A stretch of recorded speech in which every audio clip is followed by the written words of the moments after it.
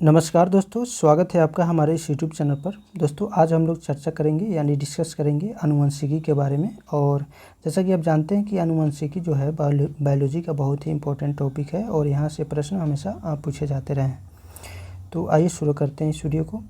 देखिए, कुछ ऐसे लक्षण होते हैं जो पीढ़ी दर पीढ़ी संचरित होते रहते हैं, उन्हें आनुवंशिक लक्षण कहा जाता है। यानी कि माँ बाप से उनके बच्चों में कुछ लक्षण संचरित होते हैं, उन्हें आनुवंशिक लक्षण कहते हैं। आनुवंशिक लक्षणों के पीढ़ी दर पीढ़ी संचरण के विधि और कारणों के अध्ययन को आनुवंशिकी कहा जाता है, यानी जेनेटिक्स कहा जाता है। और आनुवंशिकता के बारे में सबसे पहले जानकारी जो है ऑस्ट्रिया के वैज्ञानिक थे ग्रेगर जोहान मेंडल, इन्होंने दिया था।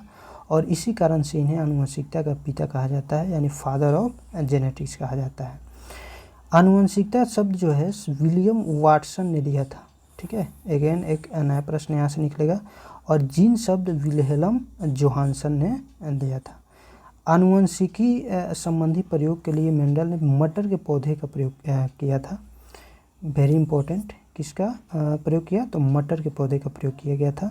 और मेंडल ने पहले एक जोड़ी फिर दो जोड़ी विपरीत गुणों की वंशशक्ति का अध्ययन किया, जिन्हें क्रमशः एक संक्रिय व द्विसंक्रिय क्रॉस कहते हैं।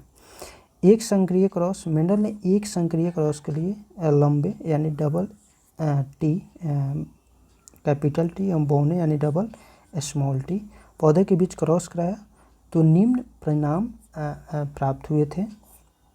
यहाँ पर देख सकते हैं आप। ठीक है, यहाँ पर डबल टी लंबा पौधा और डबल टी बौना पौधा। और कृत्रिम परागण यानी कि क्रॉस कराया गया, तो एक बड़ा वाला टी एक छोटा टी, सभी पौधे संकर लंबे F1 पीढ़ी। स्वपरागण हुआ, शुद्ध लंबे आए 25% और संकर लंबे आए 50%, यानी इसमें स्मॉल टी और कैपिटल टी दोनों शामिल है। और शुद्ध बौना आया 25%, यानी स्मॉल टी। ठीक है, F2 पीढ़ी में। उसके बाद स्वपरागण हुआ, तो यहाँ हमेशा शुद्ध लंबे ही आते रहे। फिर से स्वपरागण हुआ संकर लंबे में, तो 75% लंबे और शुद्ध बौना आया 25%। और यहाँ पर शुद्ध स्वपरागण हुआ तो हमेशा शुद्ध बौने ही निकले। तो F2 पीढ़ी का पौधे का फिनोटाइप अनुपात 3:1 था और जीनोटाइप अनुपात 1:2:1 प्राप्त हुआ F3 पीढ़ी में। ठीक है, यहाँ से क्वेश्चन नहीं बनता है। ठीक है, जानने के लिए देख लीजिए। द्विसंक्रिय क्रॉस क्या है? तो मेंडल ने द्विसंक्रिय क्रॉस के लिए गोल तथा पीले बीज व हरे व झुर्रीदार बीज से उत्पन्न पौधों का क्रॉस कराया और इसमें गोल तथा पीला बीज प्रभावी होते हैं। ठीक है, यहाँ से क्वेश्चन नहीं बनता, आप देख लीजिएगा। नेक्स्ट हम लोग पढ़ेंगे। उपयुक्त दोनों प्रकार के प्रयोगों के आधार पर मेंडल ने आनुवंशिकता के संबंधी कुछ नियम दिए, जिन्हें मेंडल के आनुवंशिकता के नियम के नाम से जाना जाता है। और इन नियमों में से पहला व दूसरा नियम एक संक्रिय क्रॉस के आधार पर और तीसरा नियम द्विसंक्रिय क्रॉस पर आधारित है। मेंडल के नियम। प्रभाविता का नियम, लॉ ऑफ डोमिनेंस। एक जोड़ा विपर्यायी गुणों वाले शुद्ध पिता या माता में संकरण करने से प्रथम पीढ़ी में प्रभावी गुण प्रकट होते हैं, जबकि अप्रभावी गुण छिप जाते हैं।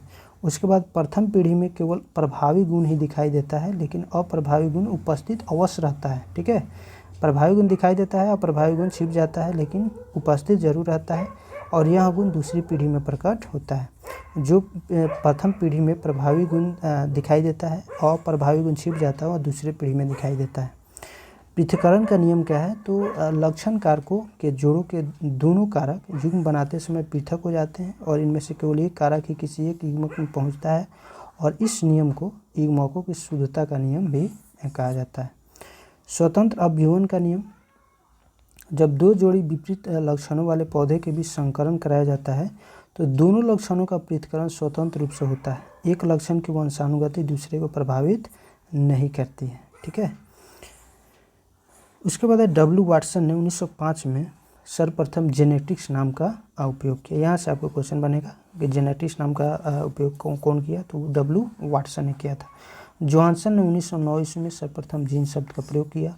फिनोटाइप का मतलब क्या होता है? तो जीवधारू के जो लक्षण प्रत्यक्ष रूप से दिखाई पड़ते हैं उसे फिनोटाइप कहा जाता है। और फिनोटाइप जो है जीवधारी के आनुवंशिक संगठन को उसका जीनोटाइप कहते हैं, जो कि कारकों का यानी जीन का बना होता है। यानी फिनोटाइप जो लक्षण उसका प्रत्येक दिखाई दे रहा है वह फिनोटाइप है। और जीनोटाइप क्या है, तो जीवधारी के आनुवंशिक संगठन को उसका जीनोटाइप कहते हैं। जो उसका आनुवंशिक बनावट है, संगठन है, उसको जीनोटाइप कहते हैं, जो कि जीन का बना होता है। युग्म विकल्पी क्या है, एक ही गुण के विभिन्न विपर्यायी रूपों को प्रकट करने वाले लक्षण कारकों को एक दूसरे का युग्म विकल्पी या एलील कहते हैं। ठीक है। उसके बाद है सहलगनता, लिंकेज। एक ही गुणसूत्र पर स्थित जीनों में एक साथ वंशगत होने की प्रवृत्ति पाई जाती है। जीनों की इस प्रवृत्ति को सहलगनता कहते हैं। और जबकि जीन जो एक ही गुणसूत्र पर स्थापित होते हैं और एक साथ वंशानुगत होते हैं, उन्हें सहलग्न जीन यानी लिंक्ड जीन्स कहते हैं। लिंग सहलग्न जीन लिंग सहलग्न गुणों को एक पीढ़ी से दूसरी पीढ़ी में ले जाते हैं और वास्तव में एक से गुणसूत्र पर स्थित जीन ही लिंग सहलग्न जीन कहलाते हैं, क्योंकि इसका प्रभाव नर तथा मादा दोनों पर पड़ता है। लिंग सहलग्नता की सर्वप्रथम विस्तृत व्याख्या मॉर्गन ने की थी और मनुष्यों में कई लिंग सहलग्न गुण जैसे रंग वर्णधानता, गंजापन, हीमोफीलिया, मायोपिया, हाइपरट्राइक्सोसी इत्यादि पाए जाते हैं। लिंग सहलग्न गुण स्त्रियों की अपेक्षा पुरुषों में ज़्यादा प्रकट होते हैं। ठीक है। यहाँ पर देख सकते हैं कि इसमें कितना जीन पाया जाता है, यानी गुणसूत्र पाया जाता है। तो एस्केरिस में 2, मच्छर में 6, घरेलू मक्खी में 12, मटर में 14, प्याज में 16, मक्का में 20, टमाटर में 24, मेढक में 26, नींबू में 18, 36, बिल्ली में 38, चूहा में 40। ठीक है। उसके बाद गेहूँ में 42, चूहा में 42, बड़ा वाला रैट, माउस में 40 है, छोटा वाला में 42, खरगोश में 44, मनुष्य में 46, आलू में 48, चिंपैंजी में 48। उसके बाद तंबाकू में 48, घोड़ा में 64, कुत्ता में 78, कबूतर में 80, टेरिडोफाइट्स 1300 से 1600। मानव आनुवंशिकी, ह्यूमन जेनेटिक्स। गुणसूत्र का नामकरण डब्ल्यू वाल्टेयर ने किया था 1888 ईस्वी में। यहाँ से क्वेश्चन आपको निकलेगा। ठीक है। गुणसूत्रों में पाए जाने वाले आनुवंशिक पदार्थ को जीनोम कहते हैं। जीन इन्हीं गुणसूत्रों पर पाया जाता है और गुणसूत्रों के बाहर जीन यदि कोशिका द्रव के कोशिकांगों में होती है तो उन्हें प्लाज्मा जीन कहते हैं।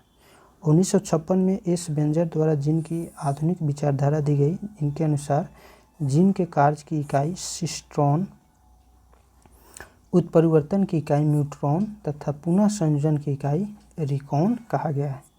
मानव में 20 आवश्यक एमिनो एसिड पाए जाते हैं। Very very important. ठीक है।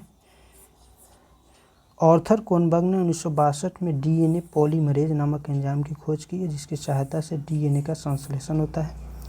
और मनुष्य में लिंग निर्धारण कैसे होता है, तो मनुष्य में गुणसूत्रों की संख्या 46 होती है और प्रत्येक संतान को समजात गुणसूत्रों की प्रत्येक जोड़ी का एक गुणसूत्र अंडाणु के द्वारा माता से तथा दूसरा शुक्राणु के द्वारा पिता से प्राप्त होता है। शुक्र जनन यानी में अर्धसूत्री विभाजन द्वारा 2 प्रकार के शुक्राणु बनते हैं। आधे वे जिनमें 23 जोड़ी का X गुणसूत्र आता है यानी 22+X, और आधे वे जिनमें 23वीं जोड़ी में Y गुणसूत्र आता है यानी 22+Y। नारियों में एक समान प्रकार का गुणसूत्र अर्थात 22+X तथा 22+X वाले अंडाणु पाए जाते हैं। निषेचन के समय यदि अंडाणु X गुणसूत्र वाले शुक्राणु से मिलता है तो युग्मनज यानी जैकोड में 23वीं जोड़ी XX होगी और इससे बनने वाली संतान लड़की होगी।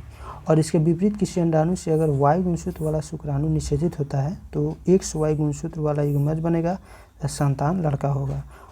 अतः पुरुष का गुणसूत्र संतान में लिंग निर्धारण के लिए उत्तरदायी होता है। बहुत इंपॉर्टेंट यहाँ से प्रश्न निकलेगा। प्रखनली शिशु के मामले में निषेचन प्रखनली के अंदर होता है। शिशु का जो नेतृत्व स्थापित करने के लिए डीएनए फिंगरप्रिंट तकनीक का उपयोग किया जाता है। तो फ्रेंड्स, इस वीडियो में बस इतना ही। फिर मिलते हैं नेक्स्ट वीडियो में नेक्स्ट टॉपिक के साथ। तब तक के लिए हंसते रहिए, पढ़ते रहिए। जय हिंद।